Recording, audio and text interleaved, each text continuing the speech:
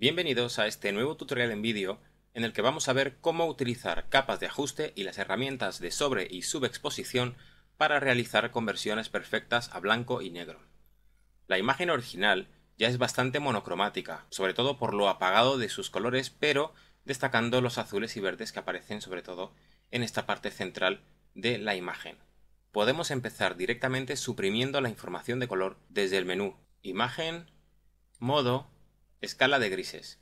Aceptamos la alerta sobre la eliminación de información de color pulsando en OK y vemos inmediatamente el cambio surtido en nuestra imagen. Se genera una versión en blanco y negro de la fotografía que no está nada mal, pero que resulta plana y que además nos impide realizar ajustes a medida, no ofreciéndonos ningún tipo de control sobre los cambios. Esto supone realmente una limitación que vamos a ver cómo podemos subsanar. Por lo tanto, pulsamos en Control Z para deshacer este cambio y vamos a probar un método mucho más sofisticado utilizando el comando de Elements situado en el menú Mejora, Convertir a blanco y negro. Esto nos abre esta ventana en la que podemos ver la imagen antes y después dependiendo de los estilos que elijamos en este apartado inferior. Además, para cada uno de estos estilos podemos jugar con una serie de controles deslizantes de colores que nos permitirán personalizar un poco más el efecto. Si pulsamos en distintos estilos vemos cómo la vista previa va cambiando de uno a otro. Por ejemplo, si probamos el efecto infrarrojo, observamos el después que es bastante llamativo, pero sin embargo no resulta demasiado preciso de utilizar, ya que cuando queremos jugar con los controles de colores no sabemos exactamente a qué valor estamos cambiando, salvo cuando situamos el cursor encima del control deslizante, lo que nos mostrará una pequeña leyenda con el valor de este control. Asimismo, la ventana que nos muestra el después del cambio es relativamente pequeña, lo que nos impide ver con claridad todos los elementos de la imagen, ya que ni siquiera los podemos ampliar o reducir para ir centrándonos en alguna zona que nos interese.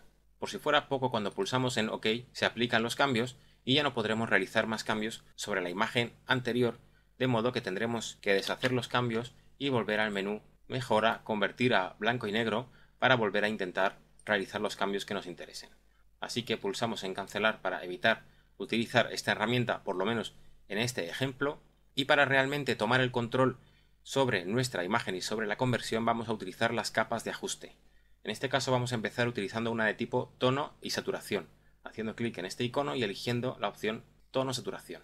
Esto nos abre la ventana de ajustes con los tres controles que nos permiten jugar con el tono, la saturación y la luminosidad. Vamos a situar esta ventana justo debajo de la de capas para enlazarla y que nos permita ver la máxima cantidad de la imagen posible, y vemos que automáticamente aquí también se ha creado la capa que es de la que estamos viendo los componentes, y vamos a hacer doble clic sobre el nombre de la capa y vamos a ponerle un nombre mucho más intuitivo como conversión a blanco y negro.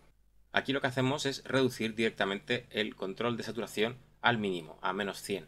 Vemos que inmediatamente conseguimos un resultado muy parecido al obtenido con el primer método que hemos enseñado, pero realmente no hemos perdido los colores como sí ocurría antes. De hecho, aquí, si elegimos en este menú alguno de estos colores, rojo, amarillo, verde, etc., podremos ir ajustando cada uno de ellos en la imagen viendo los resultados para cada caso. Si por ejemplo jugamos con los rojos, desplazamos esta ventana para poder ver mejor esta zona, y si jugamos con el parámetro de luminosidad, vemos como si lo llevamos de izquierda a derecha apreciamos un pequeño cambio en esta zona cercana al agua, donde si lo llevamos al mínimo se oscurece y al máximo se difumina. Por lo tanto vamos a llevarlo al mínimo para crear un poquito más de contraste en esta zona, y si jugamos con los amarillos y verdes conseguimos algo bastante parecido.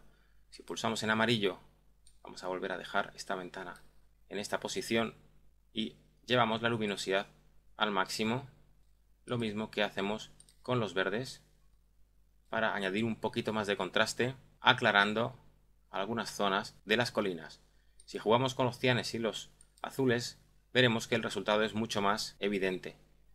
Reducimos la luminosidad en este caso al mínimo y vemos cómo estamos consiguiendo añadir más contraste a esta parte central de la imagen, y si jugamos con los azules atacaremos reduciendo la luminosidad a la toma general y sobre todo a las nubes, creando mucha más sensación de profundidad y de detalle en esta zona. Para oscurecer los negros vamos a crear una nueva capa de ajuste, en este caso de tipo niveles. Pulsamos pues en el icono crear nueva capa de ajuste y elegimos la opción niveles. Vemos cómo se crea en este apartado de aquí una nueva capa que nos permitirá jugar con los elementos, y en esta ventana de ajustes tendremos el histograma que nos permite jugar con las sombras, los medios tonos y las iluminaciones.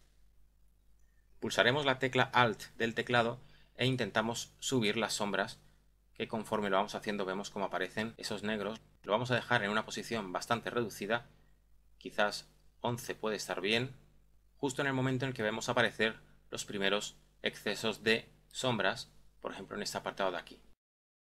Si previsualizamos el antes y el después, observamos que conseguimos un poquito más de contraste, más fuerza en la imagen, y sobre todo nos aseguramos de que los negros que aparezcan aquí son los negros que aparecerán una vez imprimamos la fotografía.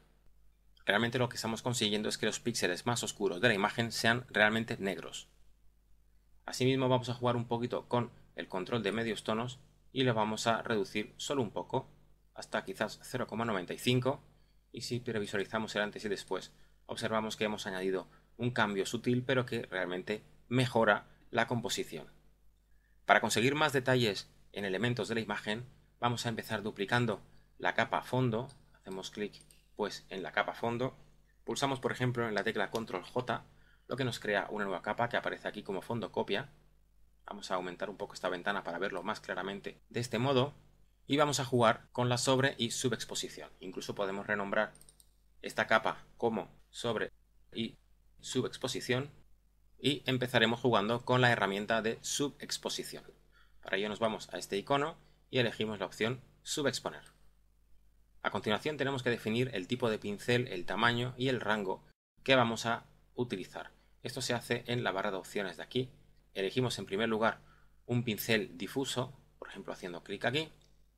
A continuación nos aseguramos de que el tamaño esté de aproximadamente 500. El rango lo establecemos a medios tonos y la exposición la vamos a dejar en un 5%, tal como estaba originalmente, lo que nos permitirá aplicar cambios muy sutiles a la imagen y podremos realizar estas variaciones muy poco a poco. Vamos a repasar un poco el cielo oscureciendo las nubes, añadiéndoles más contraste. Vamos a bajar un poco esta ventana para ver más claramente el cielo y lo repasamos de este modo con cierto cuidado. Del mismo modo repasamos un poco el lago para darle más nitidez al reflejo de las nubes, y a continuación vamos a proceder a utilizar la herramienta sobre exponer, eligiéndola desde este apartado.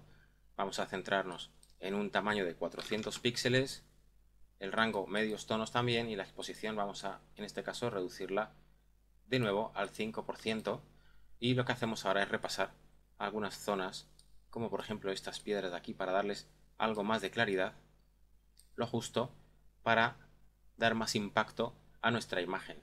Si deshabilitamos la capa sobre y subexposición y la volvemos a habilitar, podemos ver claramente el cambio que estamos efectuando.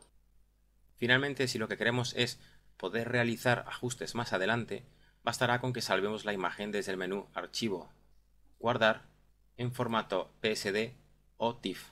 De este modo podremos volver a abrir más adelante nuestra imagen y tendremos de nuevo a nuestra disposición las capas de ajuste que hayamos ido creando.